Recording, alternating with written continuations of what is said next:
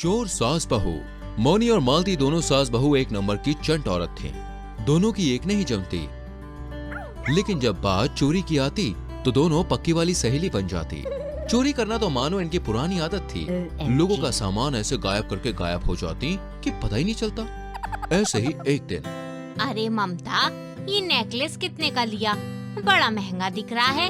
हाँ, diamond necklace है, anniversary पर गिफ्ट मिला है। You are so lucky. एक मेरे पति हैं, नकली अंगूठी भी नहीं लेके देते। हाँ, इस बार तो मैं ही जीतूंगी, देख लेना। मेरे आगे कभी कोई कार्ड्स में जीत पाया है क्या भला? ये रही मेरी बाजी और मैं जीत गई। सच में तू माहिर है। इस तरह सभी किटी पार्टी का मजा ले रही होती हैं और मोनी सबको बातों में उलझा कर रखती है कि तभी मालती सभी को चाय नाश्ता देने के बहाने आती है और ममता का नेकलेस चुरा कर ले जाती है, जिसकी उसे खबर तक नहीं होती।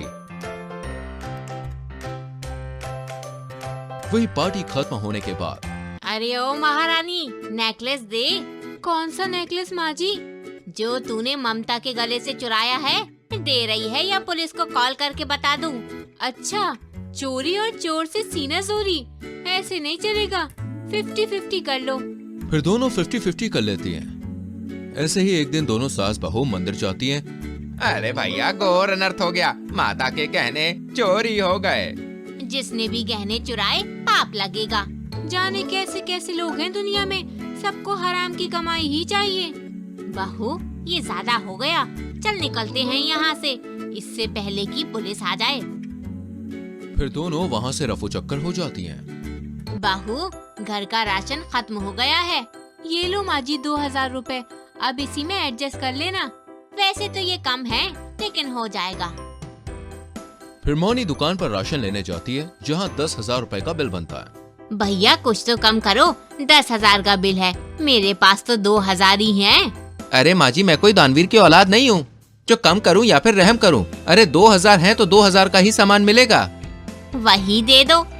फिर दुकानदार 8,000 का सामान निकालकर 2,000 का सामान देता है और मोनी उसे लेकर वहाँ से चली जाती है और एक दीवार के पीछे से छुपकर देखने लगती है कि कब दुकानदार वहाँ से जाए और वो सामान चोरी करे।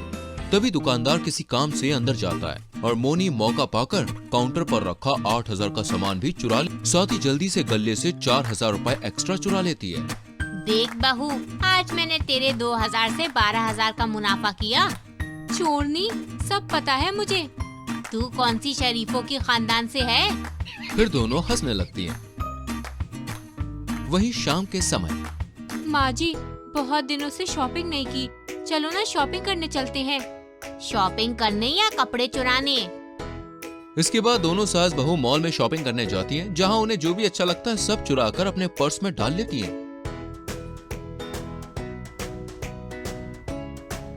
माँ जी, मुझे लगता है कि अब मुझे चलना चाहिए।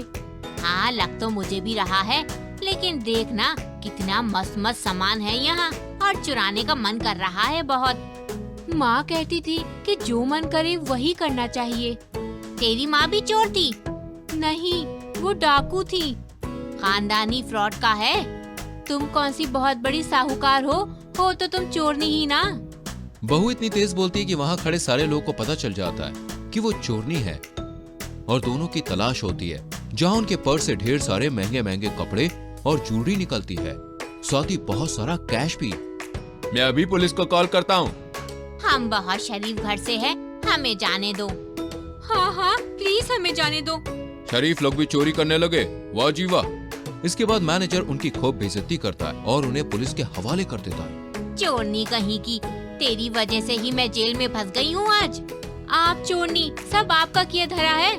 इस तरह दोनों जेल में भी झगड़ती रहती हैं। एक घर में सास बहू की जोड़ी अपनी अपनी पतियों के साथ रहती थी और इसके चलते वो दोनों हमेशा कुछ ना कुछ नई नई हरकतें करती रहती थी। कभी कभी तो एक दूसरे की इतनी पोल खोल देती थी कि सामने वाला भी देखता रह जाए। सास हॉल में चाय लेकर मजे में बैठी होती है और वहाँ वो जानबूझकर उसके बहू को परेशान करने के लिए चाय गिरा देती है और उसे आवाज लगाती है। बहू, ओ बहू, इधर तो आओ जरा। बहू किचन से बाहर आती है। क्या हुआ अम्मा, क्यों बुलाया? आजकल क्या जो तू चीजें बनाती है वो भी तेरे तरह एक जगह नहीं रहते, यहाँ वहाँ कूद जाते हैं। क्या बोल रही हो आप? मेरे तो कुछ समझ में ही नहीं आ रहा है। ये देख ये चाय, तेरे तरह इसने भी छलांग लगा दी है और बाहर कूद गई। अच्छा, वो खुद छलांग क्यों लगाएगी? ये तो आपका ही क्या कराया है। मैं क्यों करूंगी? क्यों मतलब? मेरे को तकलीफ देने के लिए, और क्या? ऐसा कुछ भी नहीं है। चल अब ये साफ कर दे। मेरे को रसोई में बहुत सारा काम पड़ा है, तो ये सारा काम आप ही कर लो। वो भी काम कर और ये भी काम कर देना। अब मैं जाकर थोड़ा आराम कर लेती हूँ। कलावती रूम में चली जाती है। तभी बेल बजती है। इमली दरवाजा खोलने जाती है। दरवाजे पर उनकी पड़ोसन तारामती आई हुई होती है। ओ इमली, क्या कर रही हो? अरे चाची आप? क्या करूं मैं दूसरा? आपकी सहेली जो काम बढ़ाती है वही निपटा रही हूँ। दोनों अंदर आती है। ये क्या हुआ इमली? ये चाय कैसे गिर गई है? अब क्या बोलूं चाची, वो आपकी सहेली बूढ़ी हो गई है ना, चीजें संभाल नहीं पाती है उनसे। अच्छा इमली, मुझे थोड़ी शक्कर दोगी क्या? मुझे लगा ही था कि आप चीनी मांगने के लिए ही आई होंगी। कैसे?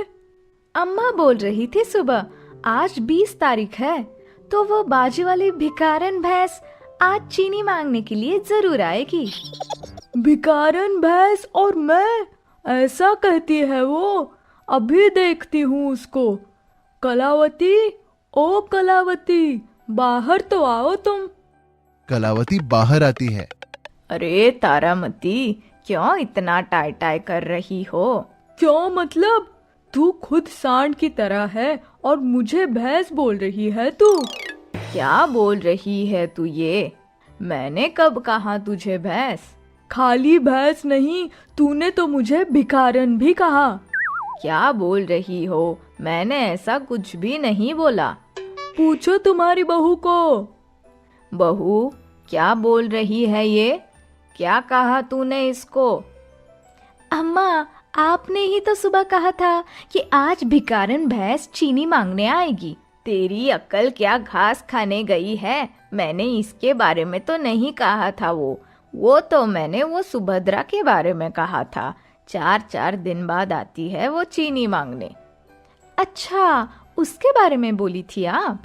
मुझे लगा कि इनके ही बारे में बोली आप। सॉरी हाँ तारामती चाची। वैसे चाची, आपने एक बात तो सच कही, अम्मा सांड की तरह है। मुझे माफ कर दे कला, वो मुझे लगा तूने मुझे भैंस कहा। अच्छा, अब माफ कर दे बोल रही है। मुझे सांड कह रही है तो तू भी भैंस ही है, समझी ना? सुबह तो नहीं कहा था, पर अब कह देती हूँ। देखते देखते कलावती और तारामती झगड़ा करने लगती है और उन्हें झगड़ता देख इमली खुश होती है और खुद से ही कहती है, अब अच्छा लग रहा है। मुझे काम लगा रही थी ना बुढ़िया, अब कैसा लग रहा है? सांड कहेगी। और इमली हंसती हंसती वहाँ से चली जाती है। थोड़ी देर बाद तारामती वहाँ से निकलती है। कलावती जोर से दरवाजा बंद कर देती है और गुस्से में अंदर आती है। बहू, ओ बहू, बाहर तो आ जरा। इमली बाहर आती है। अब क्या हो गया? तूने जानबूझकर हमारे बीच झगड़ा लगाया ना? अरे नहीं नहीं अम्मा, मैं भला ऐसे क्यों करूंगी? सब जानती हूँ मैं। अच्छा, तो फिर क्यों पूछ रही हो? सासू जी तूने मेरी कदर न जानी, बहू को तूने बहू न समझा, समझा नौकरानी। इमली कलावती को घुमा घुमा कर नाचने लगती है और फिर रुककर कहती है, जब देखो तब मुझे परेशान करती रहती हो ना, तो मैं भी थोड़ी कम हूँ? अच्छा, तुझे मैं बता दूंगी। मुझे बहुत काम है, आपकी तरह मैं खाली नहीं हूँ।